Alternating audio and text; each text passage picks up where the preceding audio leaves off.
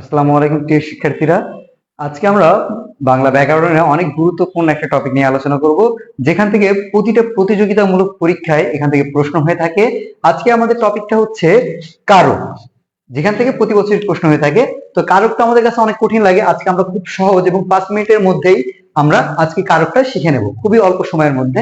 তাহলে চলে চলে যাই আমরা আজকে আমাদের কারকে।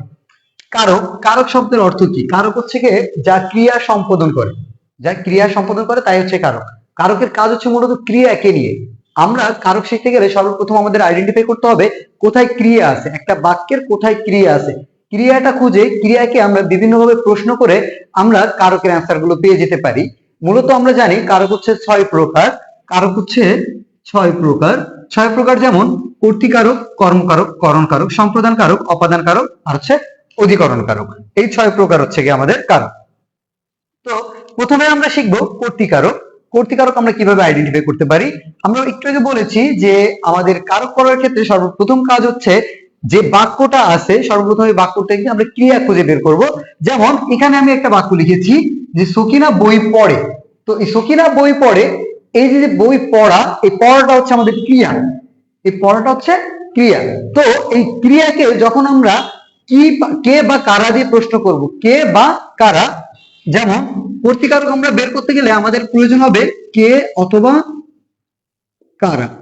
কে অথবা কারা, ক্রিয়াকে যখন আমরা কে অথবা কারা দিয়ে অ্যান্সার প্রশ্ন করব, প্রশ্ন করে আমরা যে অ্যান্সারটা পাবো সেই অ্যান্সারটাই হচ্ছে আমাদের কর্তৃকারক। যেমন পড়াকে আমরা প্রশ্ন করি যে কে পড়ে, কে পড়ে? সকিনা পড়ে, তাহলে এই সকিনাটাই আমাদের কর্তৃকারক।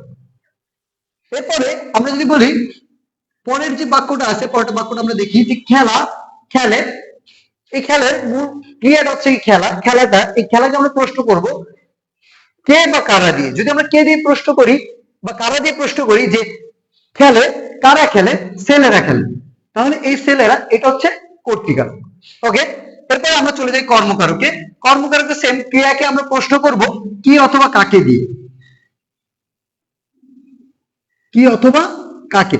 যখন আমরা কি অথবা কাকে দিয়ে প্রশ্ন করব এবং প্রশ্ন করে যে অ্যান্সারটা পাবো সেটাই আমাদের হবে কর্মকারক। যেমন এখানে এই ডাকাটা, ডাকো, এটা হচ্ছে ক্রিয়া, এই ক্রিয়াকে আমরা প্রশ্ন করব কাকে ডাকো বা কাকে ডাকো বা কে ডাকে, কাকে ডাকে, কাকে ডাকে? ডাক্তারকে ডাকে, ডাক্তারকে ডাকো, কাকে ডাকো? ডাক্তারকে ডাকো। তাহলে এই ডাক্তারটা এখানে কি হবে? ডাক্তারটা এখানে কর্ম হবে।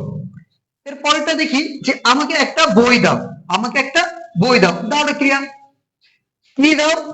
বই দাও, কি দাও? বই দাও। তাহলে এই বইটা তাহলে কি হয়ে যাবে? বইটা তাহলে কর্ম হয়ে যাবে। এরপরে যে আমরা করণে, করণ কারক, করণ কারক, আমরা করণ কারক বের করতে গেলে আমাদের একটা জিনিস মনে রাখতে হবে, ক্রিয়াকে আমরা প্রশ্ন করব কিসের দ্বারা দিয়ে, কিসের দ্বারা। ওকে, ক্রিয়াকে প্রশ্ন করব কিসের দ্বারা। তাহলে আমরা এখানে যে সব বাক্যটা আমরা দিয়েছি, বাক্যটা দেখি এখানে ক্রিয়া কোনটা? ক্রিয়া হচ্ছে গিয়ে পেটানো, এই যে পেটানো হচ্ছে, পেটানো হচ্ছে। এখন এই ক্রিয়াকে আমরা প্রশ্ন করি কিসের দ্বারা পেটানো হচ্ছে? কিসের দ্বারা, কিসের দ্বারা পেটানো হচ্ছে? চাবুক দ্বারা পেটানো হচ্ছে। তাহলে এই চাবুকটা কি হবে? চাবুকটা তাহলে হয়ে যাবে করণ কারক।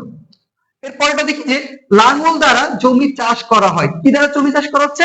লাঙ্গল দ্বারা। কিসের দ্বারা, কিসের দ্বারা জমি চাষ করা হচ্ছে? কিসের দ্বারা? লাঙ্গলের দ্বারা। তাহলে লাঙ্গলের দ্বারা, এই লাঙ্গলটা কি হয়ে যাবে? এটা হয়ে যাবে করণ কারক। এরপরে যে আমরা সম্প্রদান কারকে, সম্প্রদান কারক আমাদের প্রচলিত একটা কথা আছে যে সম্প্রদান কারক বলতে আমরা বুঝি নিঃস্বার্থ ভাবে যে ত্যাগ করা হয় বা নিঃস্বার্থ ভাবে যে দান করা হয় সেটাই সম্প্রদান। আসলে সত্যি কথা বলতে আমরা নিঃস্বার্থ ভাবে কিছুই দান করে থাকি না, আমরা প্রত্যেকটা দানের পিছনে আমাদের কোনো না কোনো স্বার্থ আছে। আমরা অনেকে বলে থাকি যে ভিক্ষুককে যে আমরা দানটা করতেছি এটা মনে হয় নিঃস্বার্থ ভাবে। ভাইয়া না, ভিক্ষুককে আমরা নিঃস্বার্থ ভাবে দান করছি না। আর ভিক্ষুককে যখন আমরা দান করতেছি তার পিছনেও আমাদের একটা স্বার্থ আছে, যে আমাদের কিছু সওয়াব হবে বা পরপর আমরা ভালো থাকবো, সেই কারণে কিন্তু আমরা দানটা করতেছি।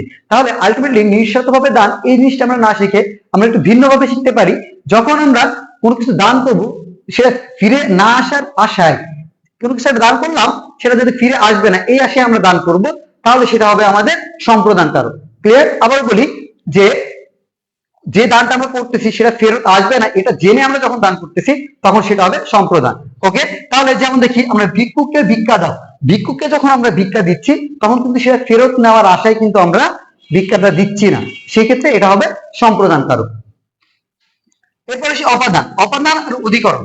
আমাদের সাধারণত এই অপাদান এবং অধিকরণ এই দুইটা বিষয় নিয়ে আমাদের অনেক ঝামেলা হয়ে থাকে, যে আসলে কোনটা অপাদান হবে কোনটা অধিকরণ হবে। আমরা মাত্র একটা কথার ভিতরে বুঝে নেব কোনটা অপাদান আর কোনটা অধিকরণ। যদি কখনো এরকম অপাদান আর অধিকরণ নিয়ে ঝামেলা হয়, তাহলে একটা জিনিস মনে রাখবো আমরা শুধু, অপাদানের ক্ষেত্রে কোথা থেকে, কোথা থেকে, অপাদানের ক্ষেত্রে কোথা থেকে। আর অধিকরণ যেটা আমরা করবো সেখানে আমরা বুঝবো সময়, স্থান, আর একটা হচ্ছে বিষয়। এই তিনটা জিনিস আমরা মনে রাখবো, সময়, স্থান এবং বিষয়। এই তিনটা জিনিস মনে রাখবো আমরা অধিকরণের ক্ষেত্রে। যদি কখনো কোনো বাক্যে আমরা দেখি যে সময় বা স্থান বা কোনো বিষয় বোঝাচ্ছে, তাহলে সেটা হবে হচ্ছে অধিকরণ। আর যদি কখন দেখি যে কোথাও থেকে আসতেছে বা কোথাও থেকে পড়তেছে বা কোথাও থেকে হচ্ছে, এরকম যদি কোনো আমরা বাক্যের অর্থ পেয়ে থাকি, তাহলে সেটা আমাদের হবে অপাদান। যেমন এখানে আমরা একটা উদাহরণ দেখি যে ছাদ থেকে পানি পড়ে। পানি পড়ছে কোথা থেকে? ছাদ থেকে পানি পড়তেছে। তাহলে ছাদ থেকে যেহেতু পড়তেছে, সেহেতু এটা হয়ে যাবে অপাদান। আর যদি বলি যে ছাদে পানি আছে, একটা স্থানে ছাদে পানি আছে, ওই স্থানটা যদি বোঝানো হয়, তাহলে সেটা হবে অধিকরণ। আমরা আরো একটা উদাহরণ দেখি এই ক্ষেত্রে। যদি আমরা বলি তিলে তৈল আছে, তিলে তৈল আছে, আরেকটা হচ্ছে গিয়ে তিলে তৈল হয়, তিলে তৈল হয়। এখানে আমরা দেখি তিলে তৈল আছে, একটা তিল, এই তিলের ভেতরে তেল আছে, মানে একটা অবস্থান বোঝাচ্ছে বা একটা স্থান বোঝাচ্ছে, তাহলে সেটা হয়ে যাবে কি? অধিকরণ। আর তিল থেকে তৈল হয়, তিল থেকে তৈল হয়, তিলে তৈল হয়, যেহেতু তিলে তৈল হচ্ছে, তিল থেকে কিন্তু তৈল হচ্ছে, তাহলে এটা হয়ে যাবে অপাদান। কোথা থেকে হচ্ছে? তিল থেকে তৈল হচ্ছে, তাহলে সেটা হবে অপাদান। আর অপাদানের ক্ষেত্রে আমরা আরেকটা জিনিস মনে রাখবো, যদি কখনো কোনো বাক্যে ভয় বোঝায়, যেমন ছেলে বাবাকে ভয় করে বা ছেলেটি বাঘটাকে ভয় পায়, এরকম বাক্যে যদি কখনো ভয় থাকে, তাহলে সেক্ষেত্রেও অপাদান হবে। আশা করি মনে হয় আমরা কারকটা বুঝেছি। এই হচ্ছে আমাদের ছিল আজকের কারকের মূল আলোচনা। আশা করি মনে হয় সম্পূর্ণটা আপনারা বুঝতে পেরেছেন। এরপর যদি কোনো সমস্যা থেকে থাকে তাহলে আমাকে জানাবেন, আমি সেই বিষয়ে আরো নতুন কোনো ভিডিও দেওয়ার চেষ্টা করব। ধন্যবাদ সবাইকে, ভালো থাকবেন। আসসালামু আলাইকুম।